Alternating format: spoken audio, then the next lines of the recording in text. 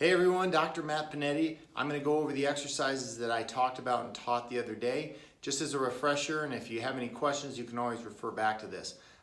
If you have more detailed questions, then I'd suggest just replying back to the email, and I'll do my best to respond to that and give you some advice. All right, so we're going to start with the joint-to-joint mobility. First thing we're going to do is start with the fingers. Okay, move those in each direction. From there, we're going to move to the wrists. And I want you to go each direction. The more you do it, the better it's going to be. So if you do 5 to 10 each way, it's going to be better for you. If you do more than that, even better. But it depends on how much time you have. Next one, we're going to go to the elbows. Okay, we're bending the elbows, back and forth. Then we're going to do small circles with the shoulders. Small circles. Then we're going to get into bigger circles with the shoulders. Switch, go the other direction. Small circles into bigger circles. All right, then we're going to get into the shoulder shrugs, rolling it back, forward, and back, and then go the other direction, backwards to forwards. Again, the more you do this, the better it's going to be. I'm going through this a little quicker because I'm demonstrating it for you guys. Next one is the turtle rock. So, like a turtle would come out of its shell, head back, jut the head out forward. Okay, that's the turtle. Next thing we're going to do is move into the hips and into the lower half of the body. I'll talk about the neck here in a second, but right now we're going to talk about the lower half.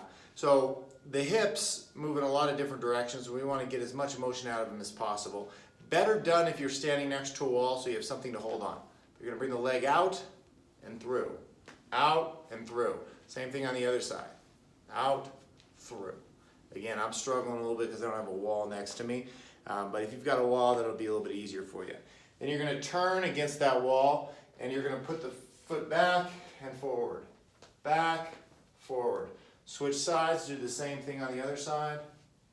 Both directions. Couple 3 to 6 repetitions will be great. Next thing we're going to do is move into the knees.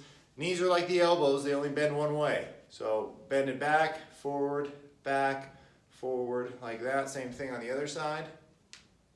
Then we're going to move into the ankles. I'll back up so you can see this.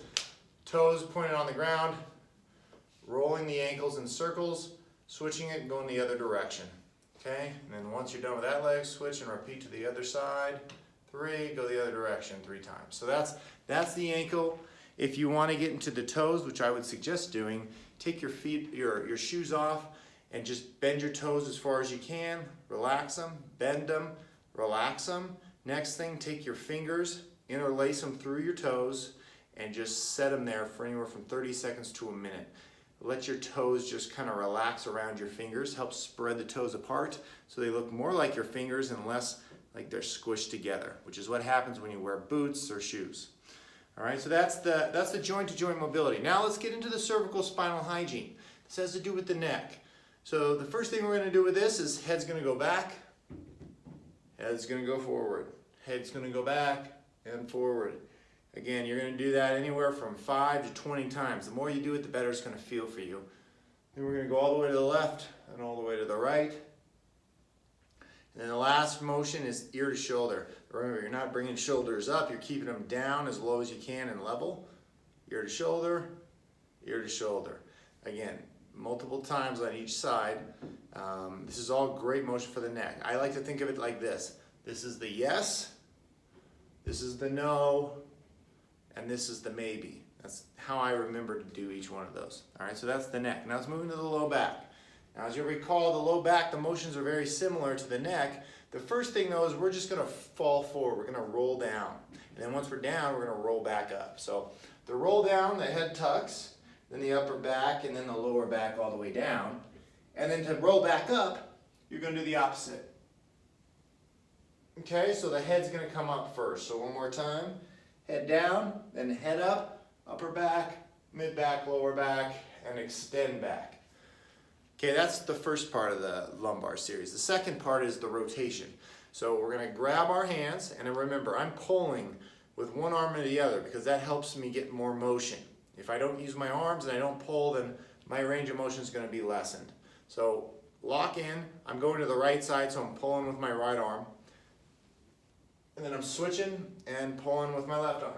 Again, making sure that my arms are engaged. So that's the second piece. Now the third piece, I'm going to show you from the back so you can remember and see what I'm doing. We're bending to the side, but we're reaching back and hitting the other side hamstring. So bend, reach back, slap that other side of your hamstring. The lower you can get, the more motion you're getting in those discs, which will help you be more beneficial. The lazier you are, the less you're going to get out of this and not going to be as beneficial for you.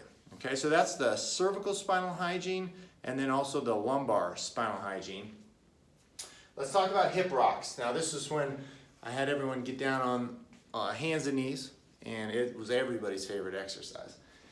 But it is also the most beneficial exercise that I'm going to show you, especially if back pain, back discomfort is one of your problems. A lot of times back issues come from hip joints that aren't working too well, and this is going to help open those up a little bit better. So you're on hands and knees. We're not doing this. Remember, we're not doing the entire upper body. We're keeping the upper back as still as we can, locked out. We're just activating the lower half. So we're going to push the butt out and tuck it in. Push it out, tuck it in. One more time. And I would recommend you do this anywhere from 10 to 20 repetitions. The more you do this, the better motion you're going to have down there, the less stress on your back.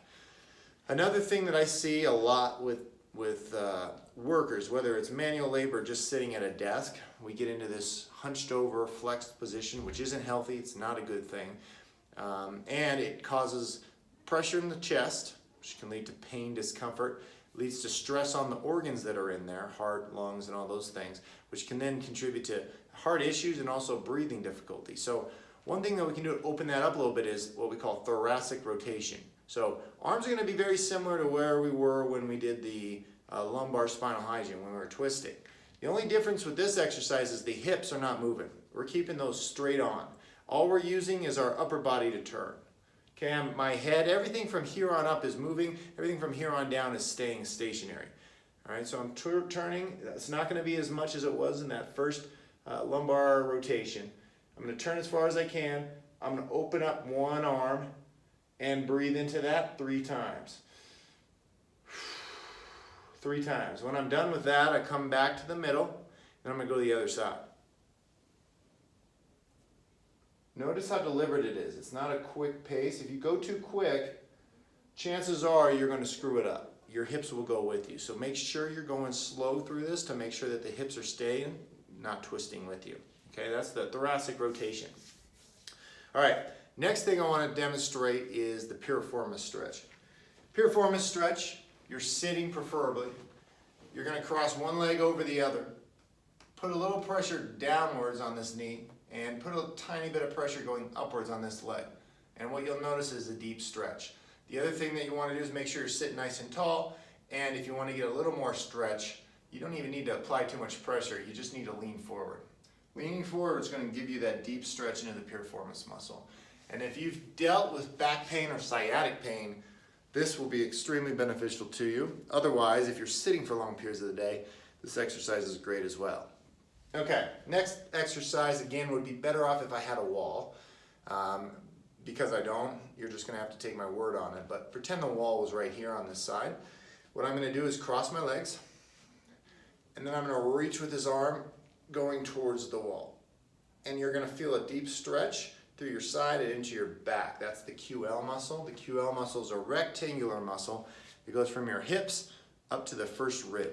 So back pain, back discomfort a lot of times can be due to an upset QL muscle. Same thing, you're going to switch and go the other side, stretch over, and you'll get that same deep stretch in the QL muscle.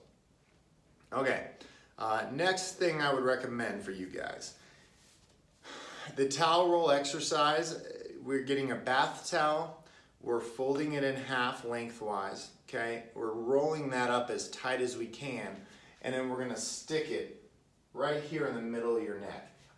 This is important, I don't want it up high, I also don't want it too far down there. We want it right in the middle of your neck. If you'll recall, we want a nice curve in the spine, and most people are going to lose it over time. Whether they're working, looking down, desk work, manual labor, cell phones, computers, whatever it is.